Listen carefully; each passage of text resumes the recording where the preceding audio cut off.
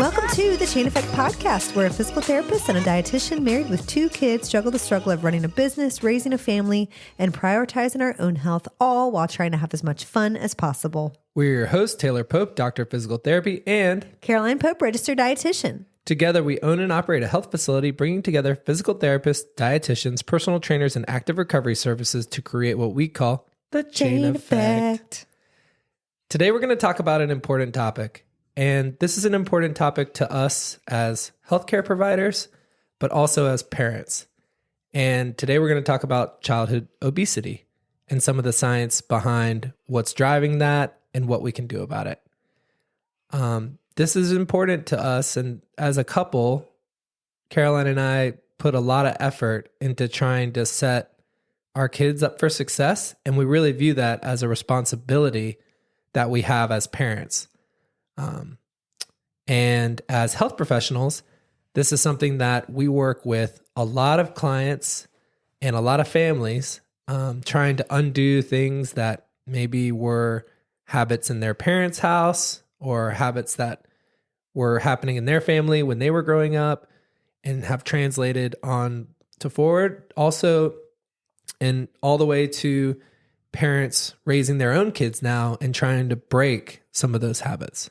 Breaking the cycle. Break the cycle. To start off, we're going to talk about some statistics surrounding childhood obesity and overweight. And BMI is a little different for children. We use growth charts for children who are the same age and sex as your child. So, for a 7-year-old boy, this would be comparing all the 7-year-old boys on that growth chart. Obesity is classified in the 95th percentile or above, whereas overweight is between the 85th percentile and 95th percentile.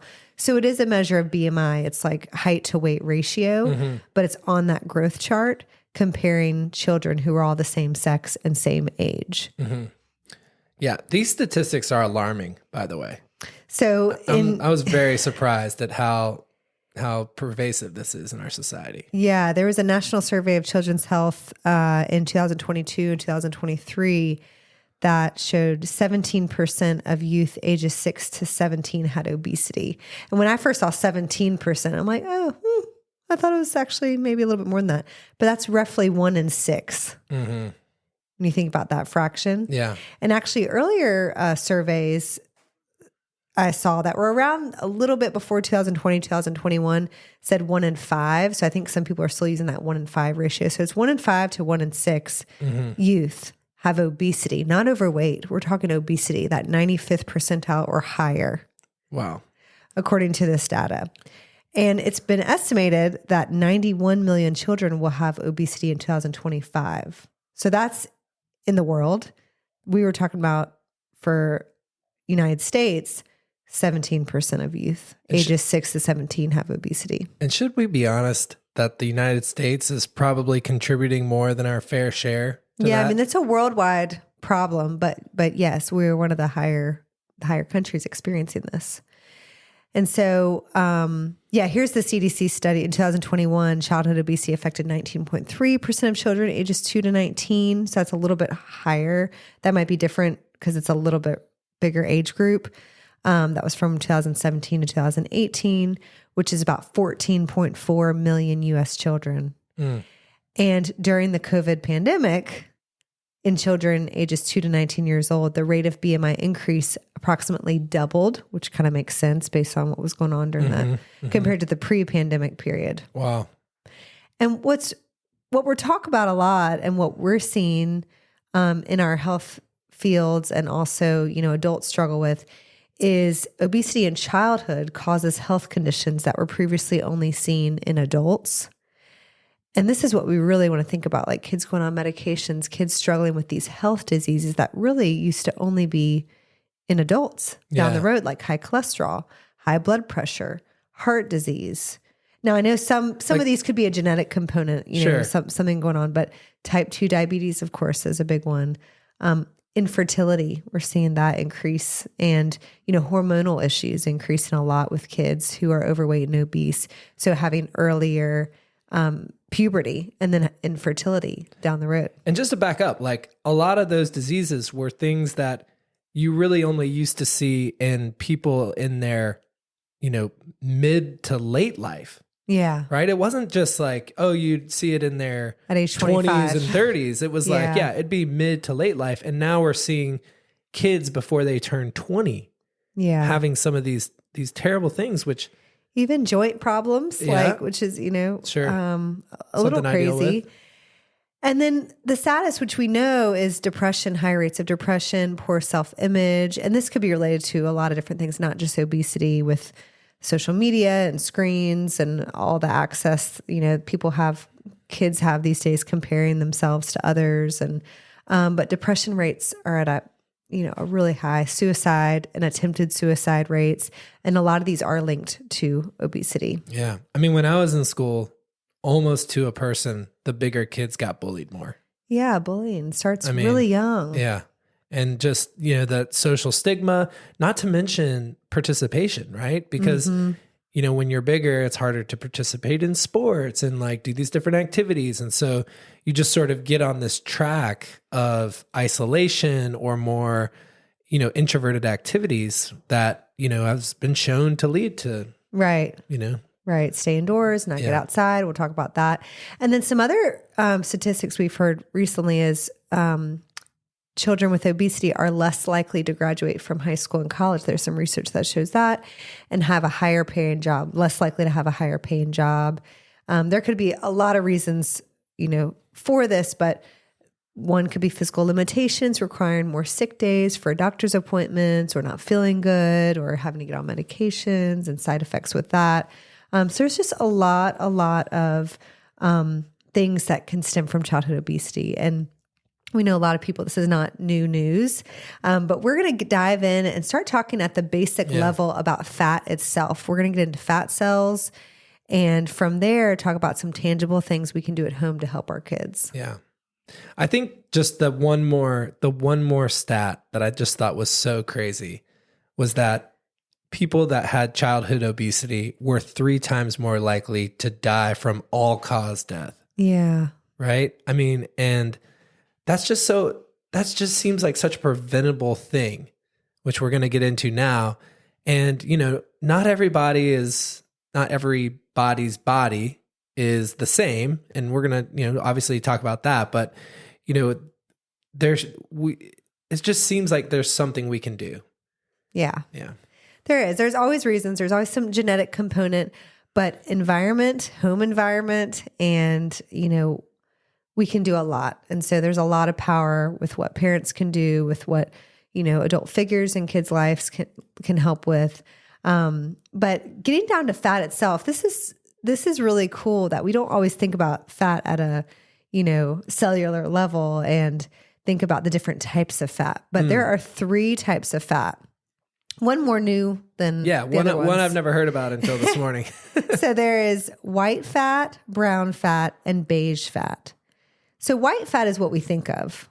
That's what usually makes up adipose tissue. It makes up the majority of fat in adult bodies. That's what we think of when we think of fat. And you've probably seen this in school, but the models of a pound of fat versus a pound of muscle, how much bigger that is, whereas muscle is much more compact, more tight. And fat is a lot bigger for that 1 pound. That's what we're talking about when we're talking about white fat. These cells take up sugar or glucose and fat molecules from the blood. They form large lipid or fat droplets. And so this is kind of the storage. This is the fat that's used as storage space for the excess calories we consume. Right. Which is a very natural, we talk about this all the time. That's a very natural body process. And it was an adaptive body process where we didn't know when our next meal was going to come. And so any bit of extra calories, our body was like, all right, we're going to store that long-term storage because we don't know when we're going to eat again. Yeah. And in some way, a lot of this is we are fighting against in America. And I know the excess, right? The excess, all access to food, drinks all the time. We're just fighting against that. And I know there's a lot of kids that don't have enough access to food. And that's a totally different topic, or in a food desert, or don't have access to meals at home. And they get, most of their food just through school lunches and summer food service program. And that's a whole nother thing. But this is a process that we have that's important for if we're not eating for a while. So we store excess calories as fat. Brown fat is actually a really good type of fat. And some people may have heard about that, but it's actually, it increases our metabolic rate. Brown fat has 10 times the metabolic rate as white fat, similar to muscle mass. So we always talk about how the more muscle you have, your body is burning more calories day to day. Just if you were laying there all day sick, your muscle is still burning way more calories if you have more than if you have more fat. So brown fat has a similar metabolic rate to muscle mass, and its purpose is helpful for producing heat. So it's more like insulation, helps babies keep warm, children keep warm, protects the brain and heart from hypothermia. It's stored in distinct places in the body, more in the neck and shoulder area. But it has this, insulating effect. And so it's a good thing. Now, beige fat cells, this is the third newer type of fat that researchers have discovered. These cells act like brown fat, but they're found in the areas of white fat cells. So they can go through what's called a browning effect or a browning process based on what your body is exposed to. Wow. So you'll find this really interesting that the browning process going from white fat cells to beige fat cells, which act like brown fat cells, which is good, is triggered by exposure to low temperatures. So one of the reasons why these cold plunges and ice plunge, is it cold plunge? Cold or plunge. I'm like plunge. Ice bath. I mean, sometimes plunge. it's like, it feels like ice, but it's the cold plunge. But that can be really good. Getting uncomfortable. Like we've seen all these studies and read all these books about, these cold temperature countries where the babies like sleep outside. Is that in Denmark or Sweden? Yeah, I think it's Denmark. They have the babies napping outside in the cold. They're in the pram. Just all lined up outside by themselves. But it's good to be exposed to these low temperatures. They're bundled up and they don't leave them out all day. But, having that exposure to cold temperatures and also stimuli like exercise are believed to encourage the browning process from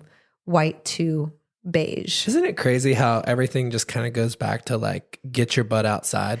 I know. It really goes back to the just basics. Get outside. Yeah. Go outside and like be uncomfortable. We get so, all these facts are so interesting and we always learn new stuff every day, but our dietitian team will always talk about that at our meetings. Like it all goes back to the basics though. Yeah. It really does. Like getting outside, getting fresh air, exercise, eating in balance, eating more produce, all of these things. But interesting. So 3 different types of fat cells. So fat cells, increase or shrink in size with weight gain or loss. Ugh. So when they get too big, they suffocate since there's not enough oxygen that can actually get in. And then they stop releasing good hormones, which is like the fullness hormone, leptin. Oh, so wait, your fat cells can get too big that they suffocate themselves? Uh-huh. And so then what? Well, they stop releasing as good of hormones. So that's where a lot of, like appetite can be, those appetite signals can be altered as you become more obese or as you increase the size of your fat cells. So leptin, which is that fullness cue, cannot be working as well. That's crazy. So it's like this cycle, and that's what makes it so hard in adulthood. If you are already obese or already overweight and you're struggling, that's why it's a struggle. There's so many factors of why it's a struggle. Yeah. But your body is also like in this state of dysfunction from the larger fat cells. And not to mention those larger fat cells are also releasing cytokines, like inflammatory things that that lead to other issues. Right. And it's like you're just rolling that ball up the hill, right? It's like, you even when you decide, and that's the thing that we have to work on so much is just getting people to believe that it's possible. Yeah. And then start. And you have to start somewhere. You got to start somewhere. You just have to start. But even when they start, their bodies are fighting against them in the beginning. They might make some, quick changes, but there's all these variables that are just making it more and more difficult. But but it does. That's why it's very hard. And in adulthood, just having to start. It's not an easy road. We always talk about that. Yeah. You're going to work at it. It's because you have all these things fighting against you. But as you lose a little bit of fat or as you lose weight, build muscle, these things are going to get better. It's not like you're stuck with these abnormal hormone pathways and inflammatory processes, long term. And this is all kind of getting back to the point, right? The overall point of what we're talking about today, which is we need to stop these processes for our kids. We need to get in front of this so that we're not dealing with all of these really difficult things in adulthood. I had a question. If I start gaining weight, are my fat cells multiplying or how does that work? This is so interesting. This is why we're talking about this today, is that you have a fixed number of fat cells once you're an adult. So no, you do not, past age 24 or mid 20s at the very, very end of adolescence, the number of fat cells in the body does not increase anymore. Ooh. You reach your kind of plateau for fat cells. And the number of fat cells remains constant. If a cell dies, the body quickly replaces it. So it's pretty constant no matter if you diet, exercise, you're thin, you're overweight, you're obese. You have the same number of fat cells, but it's whether they increase, like we were just talking about, in size or decrease. So if you're losing weight or you're, dieting in a way or restricting calories, they're going to get smaller. And that's how you're losing fat, quote unquote, but you're not actually losing the number of fat cells. And so I love that analogy that you always talk about when we talk about blood sugar, but how the fat cells, if you had them sitting in a petri dish and surrounded by all this glucose, like nothing happens. And then you introduce a little bit of insulin and all of a sudden they fill up. Yeah. They increase, they expand. And that's because insulin is what, stores. The insulin wants to store that sugar in our cells. A lot of times it's going to our muscle cells. So it's not just fat cells. And that's another reason why, exercise is so important. But that insulin is the hormone that gets the blood sugar out of the blood and into the cells. And so if you have it in a petri dish of fat cells, it's going to those fat cells. They're going, whoop, they're expanding, but they're not multiplying. So from birth to our early 20s, the very, very end of adolescence, the number of fat cells in the body is increasing. And that's why we have to be really working hard with our kids and doing all that we can, because if they have more fat cells, it's just so much harder to combat in adulthood. So, and not impossible, right? Like we're never saying it's impossible, but it just is more difficult. So what now? What can we do to really help our kids deal with these problems? So some tangible things we can do in our households or as parents to help our children long term. We're going to talk a lot about things, but of course there are politics and policies and external things that need to be done in our food industry. But in our home, there is so much we can do. So I wouldn't say that's an excuse that, that's just an excuse. We actually, there's a lot that we can do, even with all this food noise, even with all these sugary, processed foods. There is so much we can do, even with that stuff in our own homes as parents and adults to help our children. So yeah, you mentioned that policy and I was like, I was just thinking about that podcast we were listening to where they were talking about in Chile, they're not allowed, they've banned marketing of sugary, is it sugary processed foods? No, it was just of the characters on the boxes. Oh yeah. But then they also, they couldn't use cartoons on the boxes of the cereals anymore, but they also banned sugary sweets that was marketed directly to children from a certain time of day into the night. Wow. And I was like, it just makes so much sense. Genius. Yeah. Genius. Because we know marketing, we see the bright colors. If your kid is going down the aisle in the grocery store, think about the canned food item in the grocery store. That's not as exciting. The canned foods, the grains. I mean, that green giant, he's something. But yeah, it's just not quite as exciting. Then you go down the cereal aisle or the cracker or the chip aisle. And it's of course, they are marketing straight to your kids. Yeah.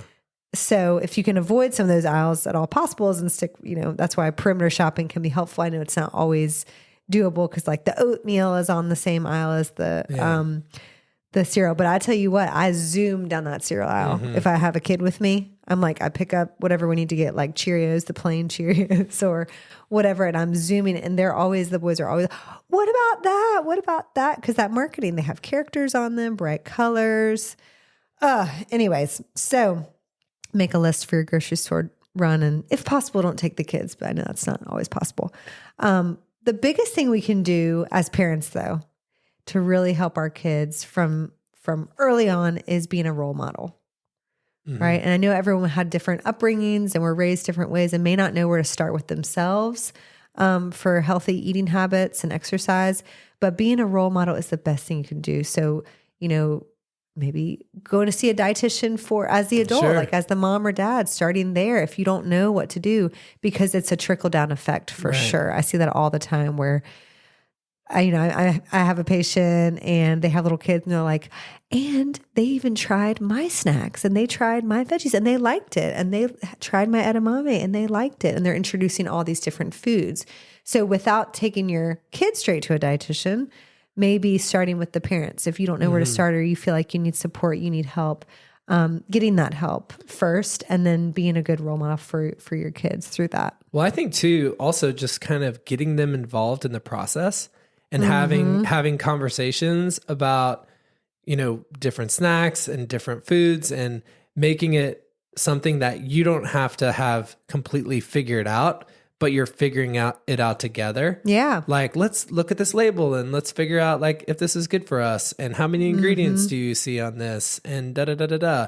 And I feel like getting them into the process of changing it is not only going to get them to buy in more, but it also becomes a very interesting thing that you can talk about. And we find that, and granted, this is probably a little bit overkill, but like we've been wearing CGMs a lot lately and we're finding that, Bennett is like, he's picking up on it. Yeah. He's like, what should I eat first? Like, should I eat the chicken first or should I eat the veggies first or should I eat the rice first? And like, even, he's becoming more aware of, as we're getting more in tune with like the timing of certain macronutrients, to like maximize our optimize our blood sugar, he's asking us questions about protein. Is this going to help build muscle? What's this going to help do? And so I think,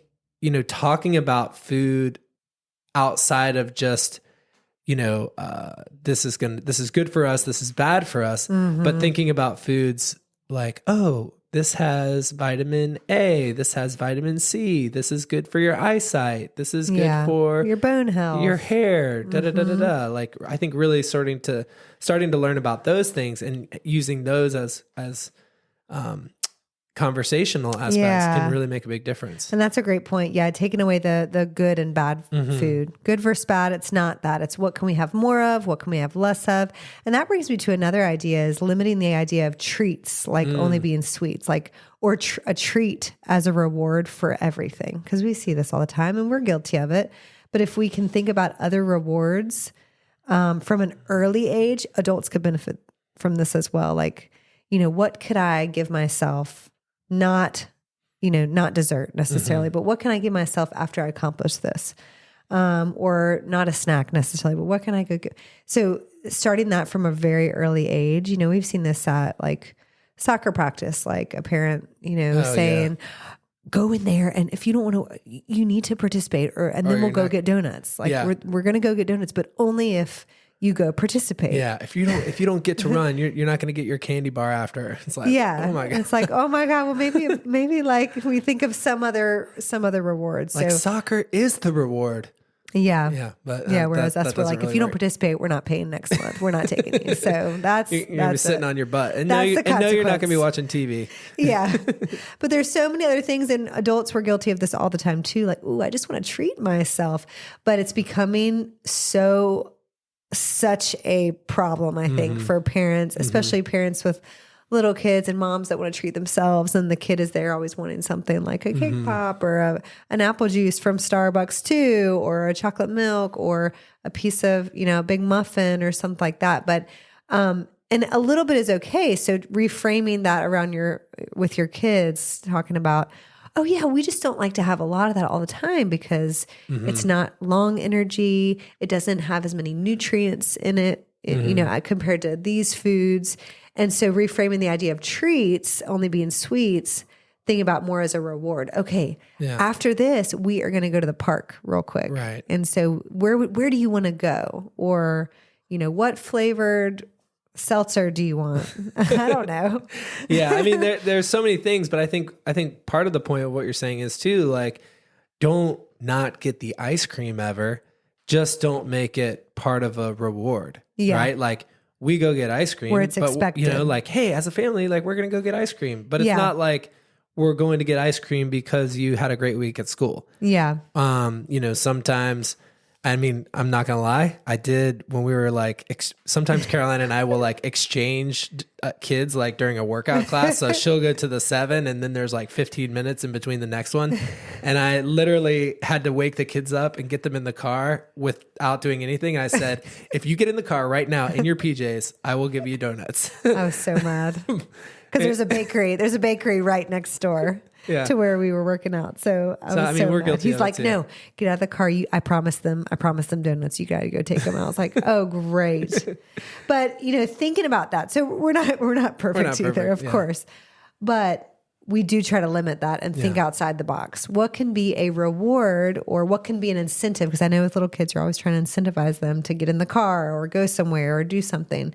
What are other things that and make it an experience when you do go out and get something special like ice cream or donuts, make it an experience and just limit the frequency so it's not expected every time you get in the car. Right. And it's all about like what you do every day too. It's not about the bi-weekly or monthly activities or even weekly things that you do. It's when it's, 3 or 4 or 5 times a week that you're introducing these like sugar bombs into their diet that is really going to make the biggest difference. Yeah. And let me ask you this, like, what are the things that kids should drink? Like, what should they drink? Should it just be like water and milk?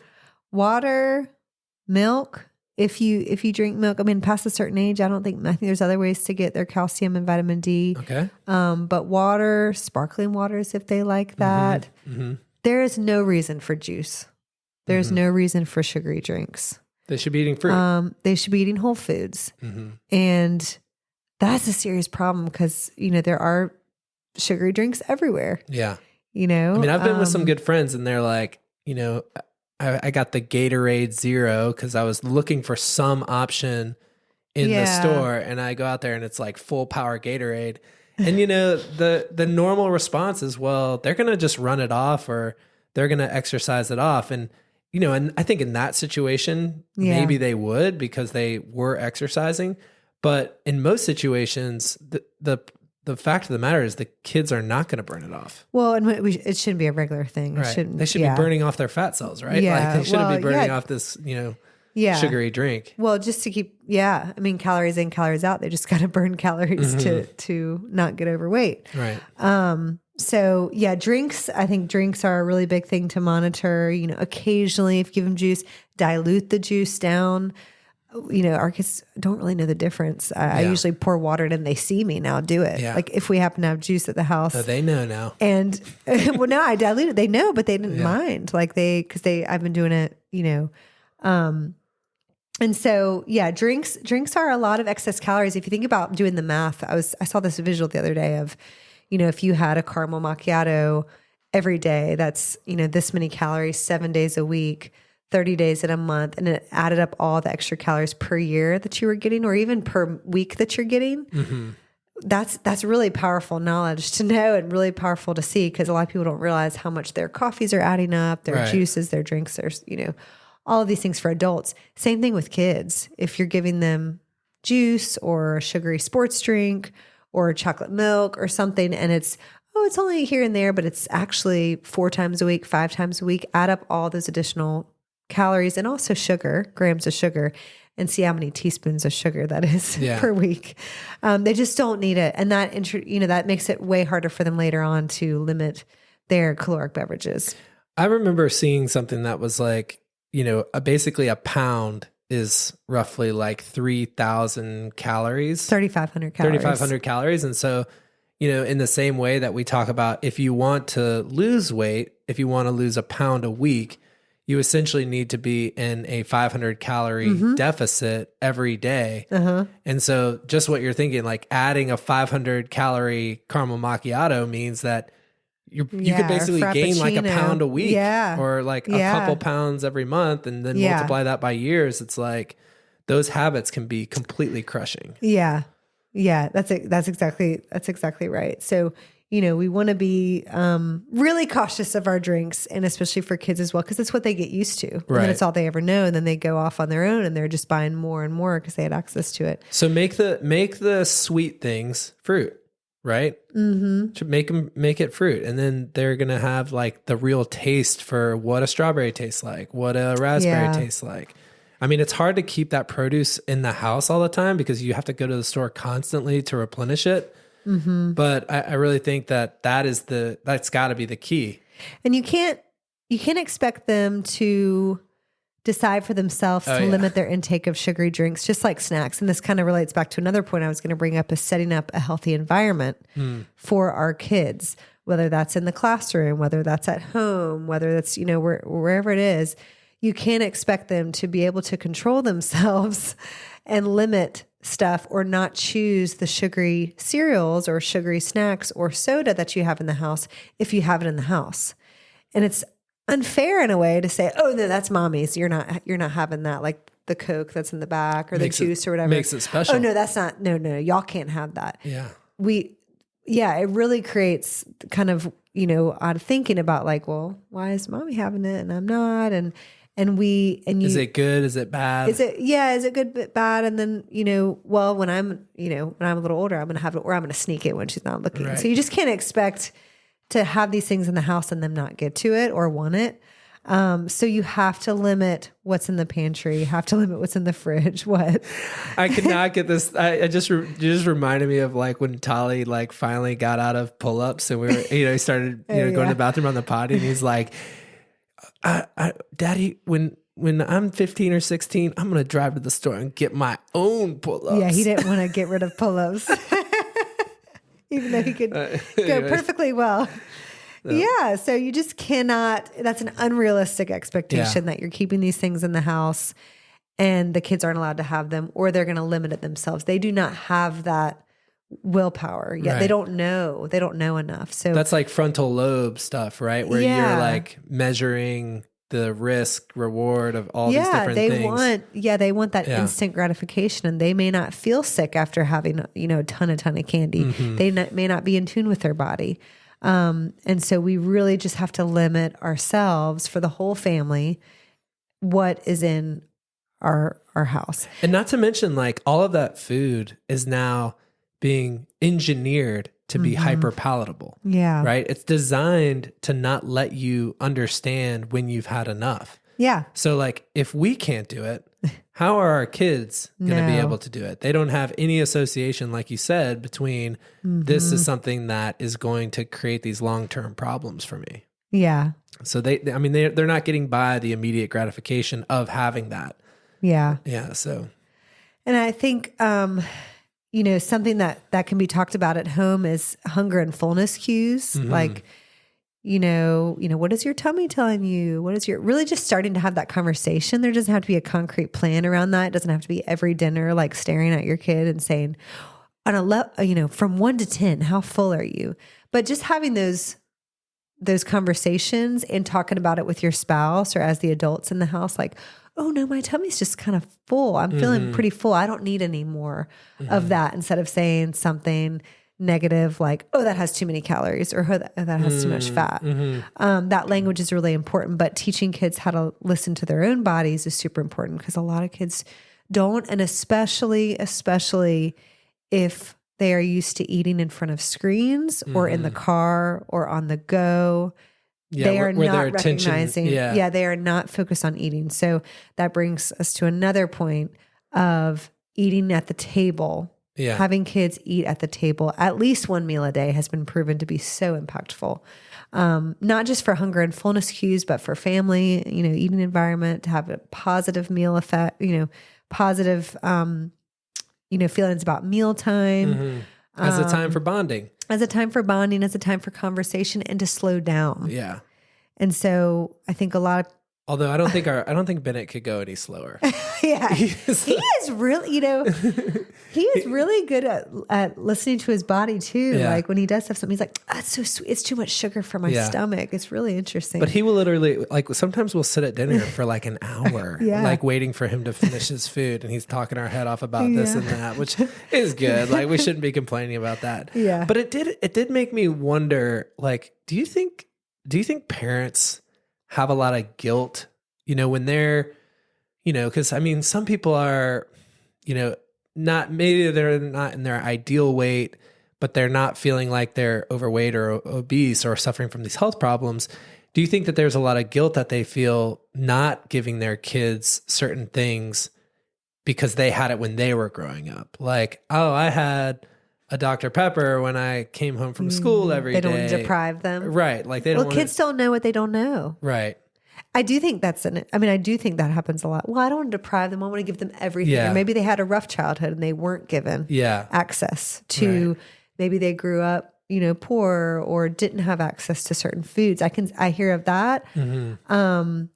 And they want to give them everything. Same with like styles of parenting. Like if someone had a rough childhood, they might be doing things a different way and almost overdoing things. Right. But the kids don't know what they don't know. And it seems like they're just living such a different life these days too, right? Like they're not getting outside for several hours after school, just playing in the neighborhood, burning off whatever those calories and, getting really hungry. Yeah. And we've talked a lot about how exercise in general will create, the muscle contractions will create that like latent effect that will help your blood sugar, through the night and through that next meal. It's not just to burn calories. It really helps with our hormones, our fat storage. So that like after school, before dinner, the kids are outside, they're playing hard, or they're doing their sports and doing their activities.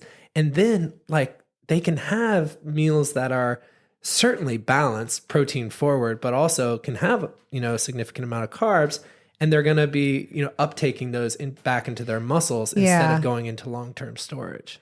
Yeah, I do think we have to be real with ourselves and know that if you're comparing a kid who's maybe on the spectrum of overweight to obese, or, that's how I was growing up. I went through a chubby phase, or there are certain phases right before puberty where kids can get in, they have more fat, or right before a growth spurt, they have a little bit more fat because they're about to get a lot taller or they're about to go through these hormonal changes. But we have to be real with ourselves that times have changed. Mm-hmm. And if your kid looks like you did at that age, that doesn't necessarily mean they're going to thin out or they're going to get to a normal weight if they're on a trajectory of overweight to obesity, because they're not getting outside and playing. They're having screens inside the house. Mm-hmm. We've got to be real about that. We cannot expect them to become a normal weight, just because this certain time and they've gained a little bit of weight. And their jobs after, like, they're going to sit in college. Yeah, they're we have to be really cautious about a computer job. Yeah, like if you think about it, like you were just saying, like we were outside from when we got home from school till to the lights dinner came time. on, till the street lights came on. Yeah, they're like, just come back when it's dark outside. And we would have like the street light, one of the street lights would start turning on and then they would sort of progressively go down the street. And it was like, there were still some that were off, like we're just pushing it as long as we can. And certainly a lot of kids are going to activities like sports, and their parents are driving them all over Tarnation, hour here, but that may not be as much activity as we used to have for hours at a time, plus recess, plus, whatever else. And so, they exercise is good and sports is good, but we're still not getting the activity we used to, or they're not getting the activity we used to. And then the screens adds a whole nother, if they're sitting in their room on screens, they're not burning any calories. So we have to, if you see an upward trend in your child's weight, that's overweight going towards obesity, consider, a pediatric dietitian, or starting early with just some sort of preventative, objective lens from a provider that can say like, okay, let's start with here. Or you look, and again, it doesn't have to be like a negative experience. Yeah. It can be like a positive experience. Like we're all getting, just like you go to school to learn about this is a special teacher to teach you about this, teach you about nutrition. Or brainstorm with your spouse, or like, well, what should we be doing? Should we be, if y'all have goals for yourselves, then maybe bring that into the family. What are we seeing in the medical world? Are we seeing kids, being medicated at an early age for, yes, some of these problems? Yes. I mean, there are appetite suppressants. There's Ozempic for adolescents. There are a lot of drugs that are being used at an early age, and I would caution against that. I would avoid that at all causes, or delay as long as you can. Right. Because when we are introducing these drugs that mimic hormones, we're preventing the child from their body ever learning their own, internal cues, or their body understanding what's going on when they're eating. Let alone the habits that to actually be successful. Yeah. Right? Yeah. They're not going to be forced to learn how to cope with emotional eating, or how, what to choose, because if they're on these appetite suppressant drugs, they're just not eating much. So maybe they're not overweight or obese anymore, but they're not getting a good balanced diet. They're not learning how to live in this world. Yeah. And they're also associating solving the problem with a pharmacological solution, right? Yeah. Like it's like, oh, well, when I have this problem, I just need the right medication to fix it, right? Yeah. Versus having that mindset around actually doing it holistically. And of course, some of these could be used. There are, reasons why these might need to be used in kids with type 2 diabetes, or something where their blood sugar is really getting too high and they want a short-term, something short-term to help with that. But some of these are made so that they need to continue on them lifelong. Oh my gosh. And so, to continue having the weight maintenance and regulate blood sugar. So if at any, if you can delay as long as possible and do, going back to the basics, nutrition changes, exercise, first helping the kid understand their hunger and fullness cues, how to regulate, eating with their emotions, talking about the stuff, being open about, having positive conversations around food and meal times. We can't be giving these medications to these kids. The other thing too is that, all medications sort of have an effective dose. And for most medications, like that effective dose needs to keep being increased as our bodies get more and more used to the medication. It's very rare that like a medication just stays at the same dose all the time. Yeah. Especially if they're taking it from and then they're going to be on. they're going to be taking it from such an early age. Yeah. So, y'all, we have to fix this problem. It starts at home. I think there's a lot we can do at home, and there's a lot of other external factors that can influence this, but we have to, start at home. And so that might involve some self-reflection on how we can, what we can do better. That'll trickle down to our kids. How can we set up the kitchen, the pantry better? How can we organize family meals? How can we make that, a priority, and then get them outside as much as possible? But I think a big takeaway for me is that, this is not your kid's problem. This is a parent problem. This is something that we have to think about as our responsibility. And I'm not saying it's the parents' fault. No. But it's our responsibility. It's our responsibility to really work on it. Yeah. Like it's not, our kids are, from birth, are given what we give them. Yeah. And we often are the ones who are deciding, especially early on, like what comes in the house, what's available. And if the right things are available, then they're going to eat those right things, even if they don't like them. I mean, we've had situations where, different foods, and our kids have gone through little stages of being picky about this and picky about that. And, oh, I don't want this. And, oh, I don't want that. But you were always of the mindset, nope. And I'm like, what? Let's not waste that. They don't like it. And you're like, nope, we're just going to keep offering it to them. And we offer it to them every time. And then lo and behold, they're eating, they start eating it. They're coming back around. Like I remember when Bennett was, a little boy, he would crush salmon. Like he would eat a fillet of salmon. Then he went for like 2 years where he wouldn't even touch it. And he said it was gross.